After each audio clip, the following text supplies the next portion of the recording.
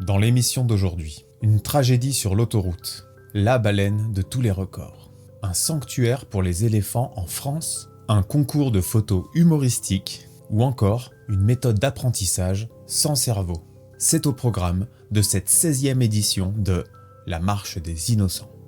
Et on commence avec la tragique actualité du jour. Dans la nuit de mardi à mercredi, sur l'autoroute A43 entre Lyon et Chambéry, un accident d'une ampleur terrible s'est produit. Une bétaillère transportant 56 bovins s'est renversée à hauteur de Saint-Laurent-de-Mur. Le bilan est déchirant. 50 bovins ont perdu la vie, certains lors de l'accident et d'autres qui ont dû être euthanasiés en raison de leurs blessures. Les images publiées sur les réseaux sociaux montrent le triste spectacle de dizaines de carcasses de bovins étendues sur la route. Selon les premiers rapports, l'accident a été causé par une défaillance du système de freinage du camion qui a percuté la pile d'un pont. Des images difficiles, mais n'oublions pas que chaque jour, des milliers d'animaux continuent de rejoindre les abattoirs pour une dernière destinée qu'ils n'ont pas choisie. On passe maintenant à la deuxième actu. Une baleine vient de réaliser un exploit extraordinaire en battant 2 records.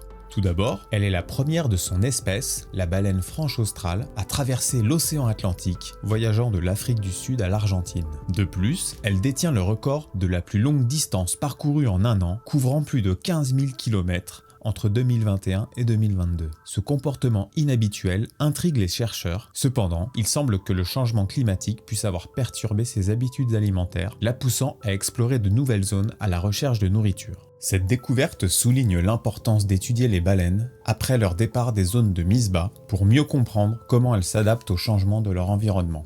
Et on continue les actualités des cétacés face à un mystère océanique. La baleine grise lutte pour sa survie.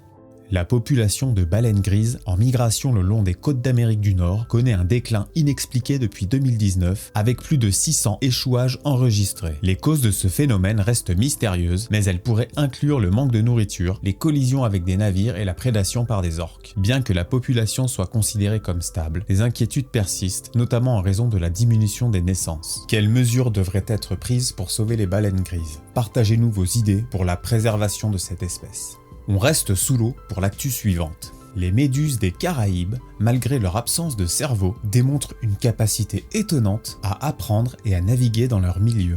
Des études récentes ont révélé que la cuboméduse peut apprendre à éviter les obstacles en se basant sur ses expériences antérieures. Cette découverte remet en question la nécessité d'un système nerveux centralisé pour l'apprentissage. Les méduses utilisent un système nerveux simple, composé de ropalie, pour détecter les variations de lumière ou de forme, leur permettant ainsi d'ajuster leur nage pour éviter les collisions. Avez-vous déjà observé des comportements surprenants chez des animaux considérés comme simples? Partagez vos expériences et vos réflexions avec nous dans les commentaires. Et retour à la terre ferme pour l'actualité suivante. Dans la Nouvelle-Aquitaine, la Haute-Vienne abrite un joyau, Elephant Haven, le premier sanctuaire pour éléphants d'Europe. Ce havre de paix accueille des éléphants en fin de vie. Gandhi et Deli, 2 éléphantes, y vivent en liberté sur 49 hectares, loin des contraintes et des chaînes. Ce sanctuaire unique offre un cadre naturel et sain, tout en éveillant les consciences au respect de l'environnement et des êtres vivants. Pour plus d'informations ou pour soutenir cette noble cause, je vous laisse tous les liens comme d'habitude en description. Nous avions 2 concours photographiques hier et on continue aujourd'hui avec encore un autre concours, les Comedy Wildlife Photography Awards, qui nous dévoilent leurs finalistes, offrant un regard humoristique sur la faune. Créé par le photographe Paul Joynson Hicks, ce concours utilise le rire pour sensibiliser à la préservation des animaux sauvages. Depuis 2015, il est devenu un événement international attirant l'attention sur les enjeux environnementaux tout en divertissant. Chaque année, 10% des revenus nets sont reversés à des ONG dédiées à la conservation. Une belle initiative qui allie humour et engagement pour la nature.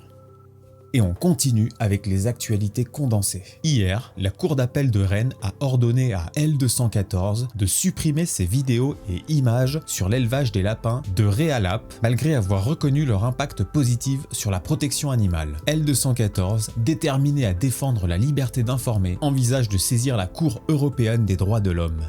Le responsable de la fourrière animale de Perpignan est en garde à vue pour des mauvais traitements envers les animaux et des euthanasies illégales. L'affaire survient dans un contexte de dysfonctionnement global de la fourrière lié à des problèmes de personnel et à l'augmentation du nombre d'animaux accueillis. Un homme de 23 ans a été condamné à 3 mois de prison ferme pour avoir maltraité des chiens. Les animaux, dont un gravement blessé, ont été retrouvés sans eau ni nourriture. L'accusé devra également verser plus de 4 000 € de dédommagement à des associations de défense animale et ne pourra plus jamais détenir d'animaux.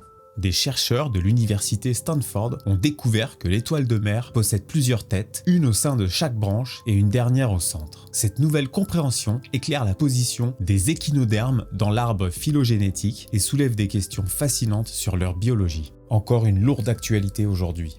Et avant de passer à une image du jour réconfortante, retrouvons notre définition de la sentience. Nous continuons notre série quotidienne avec un nouveau visuel de Florence Delry. Pour vivre et nous nourrir, nous tuons souvent d'autres êtres vivants. Mais que se passe-t-il lorsque ces êtres, y compris les insectes, sont sensibles à la joie et à la douleur? Cette question éthique soulève des défis dans les laboratoires, les fermes et les exploitations agricoles. Comment minimiser la souffrance tout en répondant à nos besoins? Comme toujours, retrouvez tous les visuels sur le site de Florence Delry, les liens sont en description.